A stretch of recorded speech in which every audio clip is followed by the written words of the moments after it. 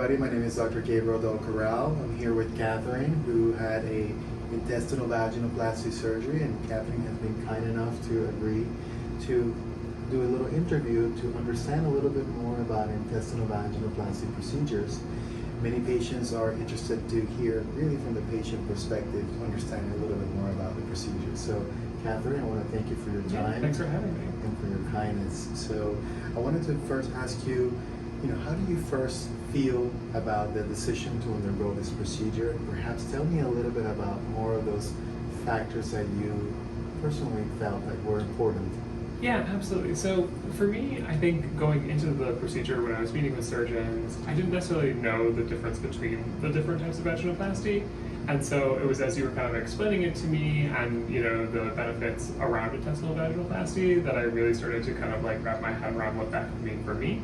And was really drawn, I think, to kind of the after effects of it, talking about not having that contraction, not having to dilate necessarily as frequently later on in the process, the natural lubrication, all of those things I think sounded really great to me and felt like they were a fit for the things that I wanted out of my vaginoplasty. Okay, great.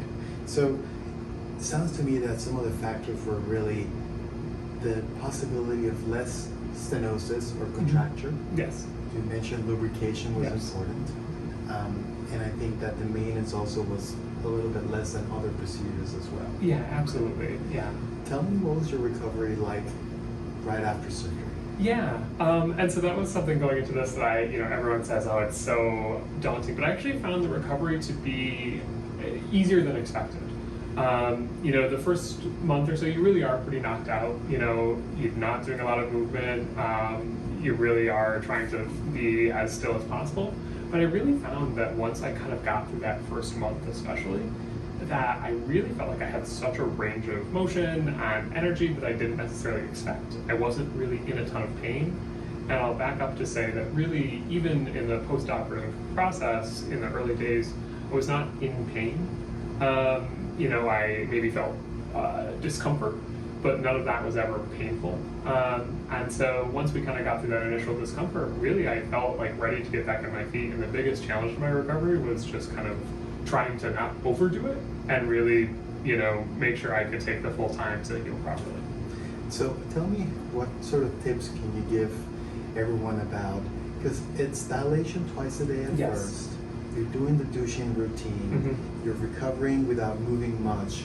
Tell me a little bit about any tips that you can give to our patients about how do you approach that? How do you stay well from a mental Mm-hmm. well-being? How do you ask for support to your friends and family? Yeah. And any tips that you can give us and that initial recovery that for you it sounded like that was a little bit easier than many other patients? Yeah, I think what I would suggest, number one, is patience with yourself.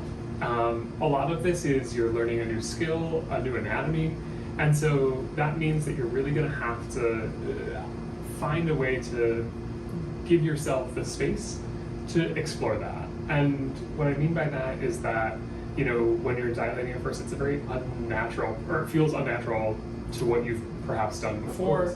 And so I think a lot of it is just like, okay, going slow, taking your time, not necessarily putting yourself in a situation where it's like, oh, I've got something I've got to do in 30 minutes. It's like, get this time to explore and figure out your body and feel how things feel. I think that I found that as I got into my dilation routine, kind of an unexpected thing of it was how connected I felt into my body, particularly as someone who, pre-transition did not necessarily feel connected to that part of my body. And to be able to say like, oh wow, this is a part of me now and something that is going to be a part of me for the rest of my life, I found to be an incredibly powerful experience. So yeah, I think it's the patience, and then I think it's also just, with your support system, having open and honest conversations about how it's going, what environments people can, make in your own home to make it easier, whether you need it to be quiet or privacy, or you want support there. Like, I think having those conversations with my support system really helped set me up for success where, for the first month I was like, I'd like to be alone while I'm dilating and, really have that privacy to, take my time, and people really respected that, and that helped me I think, really create an environment where I felt, safe and supported to explore. So really having those open conversations ahead of surgery, you felt made a difference. Now tell me a little bit more about the dilation process. Did you feel like the dilation process at some point, was it more difficult first? Was it easier as months go by? Has it been difficult throughout the process? Yeah. Tell me how you do that, and tell me a little bit about if you have found pelvic therapy to be helpful at all. I'm really not sure how many sessions have you attended, but I'd like to hear more about it. Yeah, absolutely. So for me on dilation, again, I think the real thing is just patience with yourself, particularly at first. That insertion can feel a little bit tight, and it's really just, taking your time and slowly inserting and, making sure you're kind of stretching yourself out, I think can be really helpful. And I think one of the things that I found to be helpful too was, going to pelvic floor therapy. They helped me institute a stretching routine beforehand that made it easier for insertion. And I think it's really just kind of about like going at your pace, doing what you feel is comfortable to you. And really, I think just, again, giving yourself that grace of saying, great, today, this is how far I'm able to get in. Let's try and improve a little bit tomorrow. And I think that it's kind of like it's a marathon, not a sprint. And really just, again, finding ways to say, okay, let me, carve out the right times for my dilation and give myself that space to explore. So really being really patient with your body. Yes. But also take small increments and gain as small victories. Exactly. Right, as you're going through the process. Yeah, exactly. And I think, the dilation, particularly when you're looking at dilators, it can be really daunting to think, oh my gosh, how am I going to get to this? And it's like, I think for me, it was just about like, oh, each day I'm seeing progress and I'm feeling good, and that I think is important. So one of the things that most patients are concerned about is lubrication. Is it too much lubrication at first? Of course, this is very variable, but I'm interested to hear your perspective on lubrication, odor, and perhaps now that you had an intestinal surgery, have there been much bowel habit changes after surgery? Yeah, absolutely. On the lubrication front, I think the first couple months, it was definitely lubrication was heavier to the point where it was like, yes, you definitely, like if I was wearing like a pair of pants, I'd want to have a liner or something in just to make sure that like it didn't have any like leakage or things like that. I would say that over time, that lubrication has become much more manageable. In the first month or two, definitely lots of lubrication. It's a messy process, as it is with any surgery. But I found that as time went on, that lessened, it became a lot more manageable, which, I found to be really nice. And ultimately, at the end of the day, I find the lubrication to be like a positive thing. It really makes me feel like, oh, this is as close to a natural vagina as you can come to. And in terms of bowel habit changes. Yeah, and the odor as well. I would say that again, like right after surgery, you maybe feel like there is some kind of odor, but that dissipates very quickly. And I think again, that's really more just like you just had surgery. And I would say that like any odor associated with it following is really just like natural vagina odor. That's what having a vagina smells like from time to time. And so I think that again, to me, not a huge issue. And with bowel movements, I really didn't notice much of a change. My bowel movements have stayed pretty consistent throughout. I would say that really even, just a couple weeks post-surgery, I was feeling like I was relatively back to normal. And did not have any like challenges or adverse effects to the actual bowel movements themselves.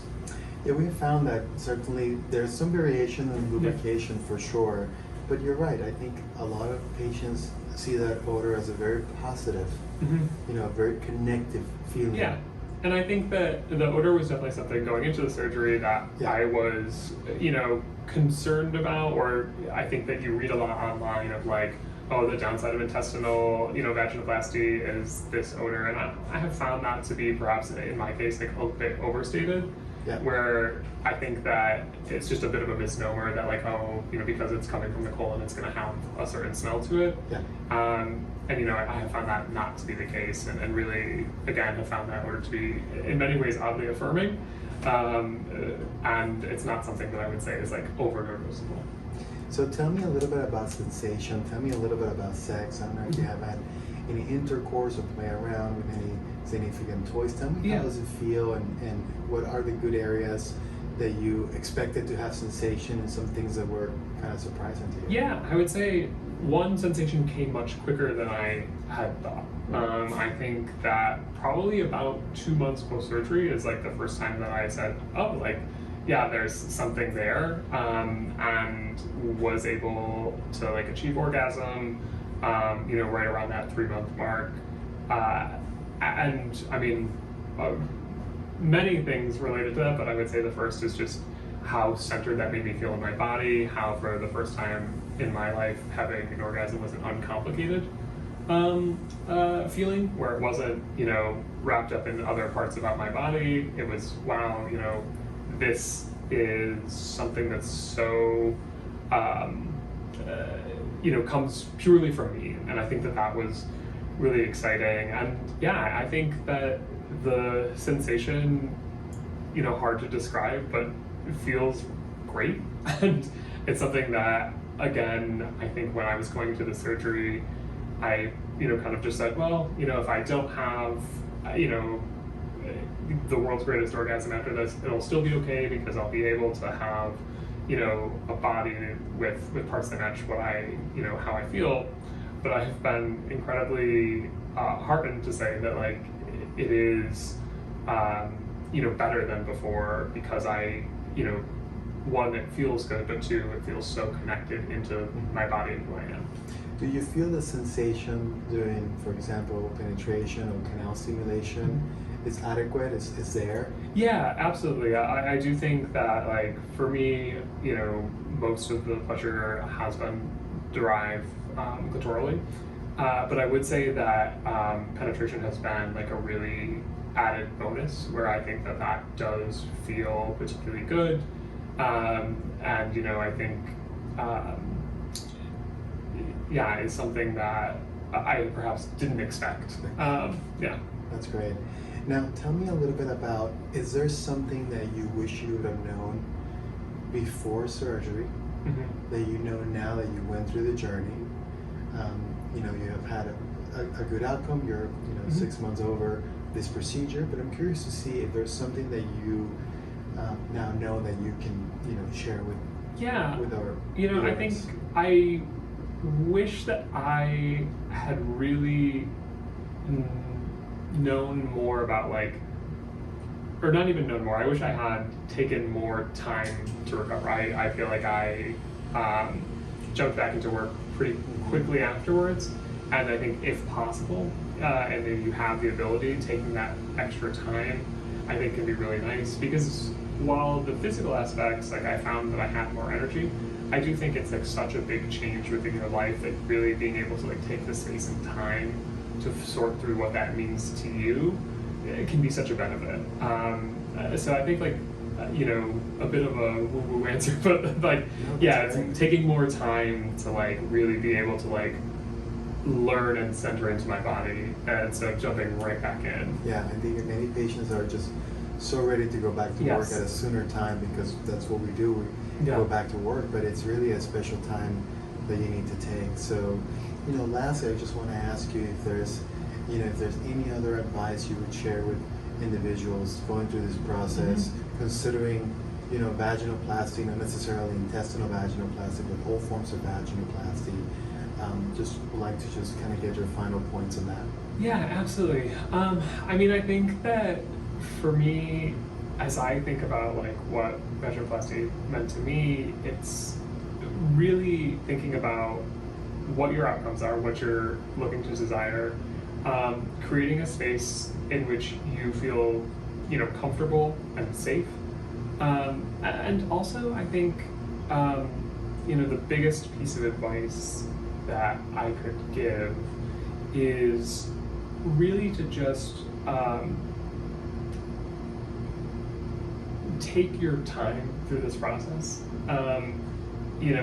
Understand how you want to move through the world, because I do think that when you do get on the other side of it, I was amazed at how instantly I felt different, and how good that different feeling felt, where, just even looking at my body, I felt more at home with the rest of it, because this piece that had been such a alien part of my body for so long no longer existed. And I think that was just such a unique and special feeling. And so, taking, again, that time to explore that, I think is a special time. That's great. Just really take the time to connect. Yeah. Catherine, I can't thank you enough for your time and sharing your story with everybody. Yeah. It's a pleasure to have you here. Yeah, thank you so much. Thanks.